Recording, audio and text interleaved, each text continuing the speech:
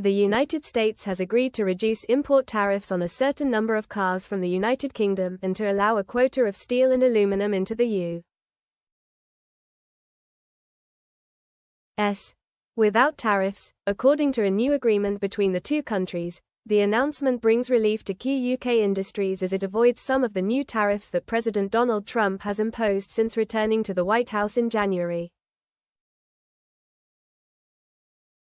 However, most goods from the UK will still be subject to a 10% tariff.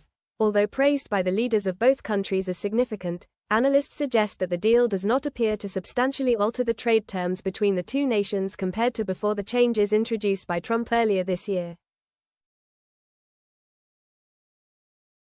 No formal agreement was signed on May 8, and announcements from both governments lacked specific details. Speaking from a Jaguar Land Rover factory in the West Midlands, UK Prime Minister Keir Starmer described the deal as a fantastic foundation. Starmer said, "This historic agreement benefits British businesses and workers, protecting thousands of UK jobs in key sectors including car manufacturing and steel," adding that the United Kingdom has no greater ally than the United States. At the White House, Trump called it a great deal and dismissed criticism that he was exaggerating its significance.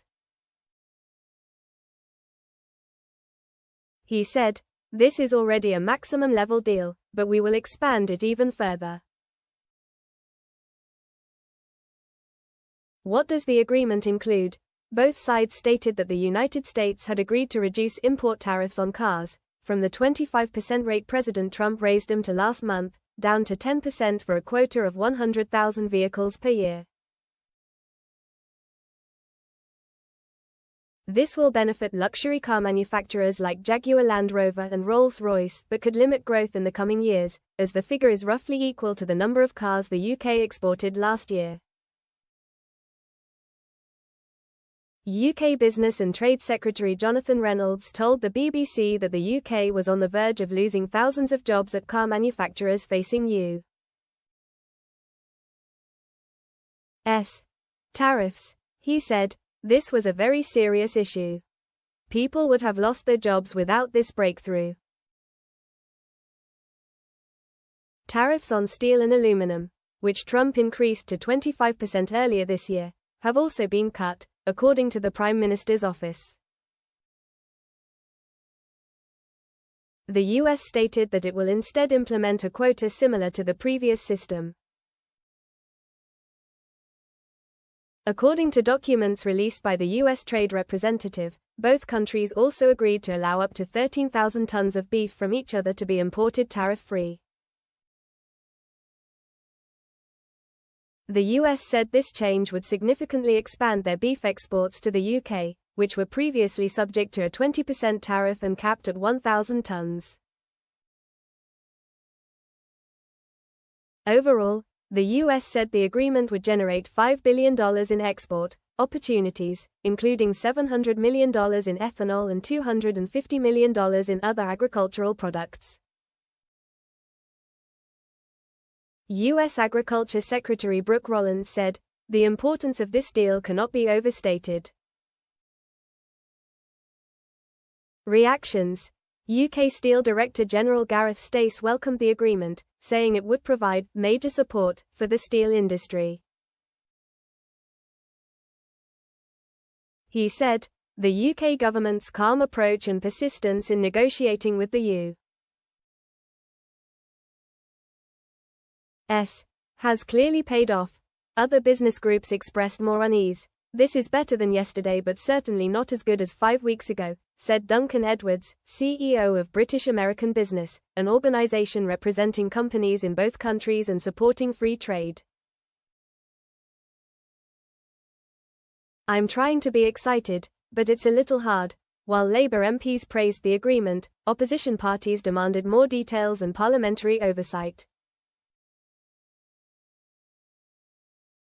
Conservative Party leader Kemi Badenoch criticised the deal, saying it amounted to the UK lowering tariffs while the U.S. raised them. She said, This is not a historic deal with the US. We've been played. The Liberal Democrats called for a parliamentary vote on the agreement, saying MPs being denied a say would show a total lack of respect for the public. Ed Davey said, "For any trade deal, and especially one with someone as untrustworthy as Donald Trump, the devil is in the details. One thing is clear. Trump's trade tariffs are still hurting key UK industries, threatening people's livelihoods across the country." Reform UK leader Nigel Farage said the agreement was a step in the right direction. He told the BBC that more details would emerge in the future, but overall, this was a positive development. He said, "What matters is we're acting, we're moving. This is one of the benefits of Brexit, we can actually do things like this." A win for US ranchers. The US and UK have discussed a trade agreement since Trump's first term.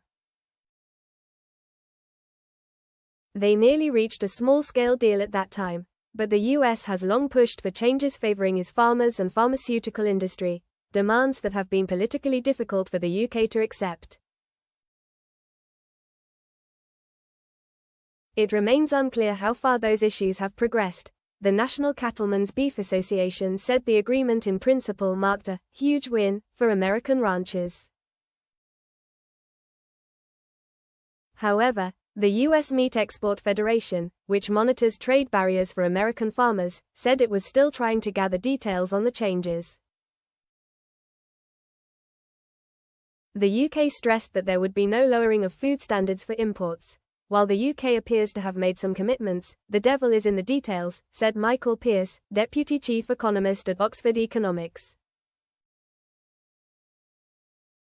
The group said the announcement did not lead them to revise their economic forecasts. Other issues are beginning to surface. Trump has repeatedly said he wants to impose tariffs on pharmaceutical imports to ensure the U.S. has a strong domestic base for producing essential drugs. The UK said the US had agreed to grant preferential treatment to British firms. But Ewan Townsend, a lawyer at Arnold Porter who works with healthcare companies, said the industry is now waiting to see what exactly that preferential treatment means. Quote,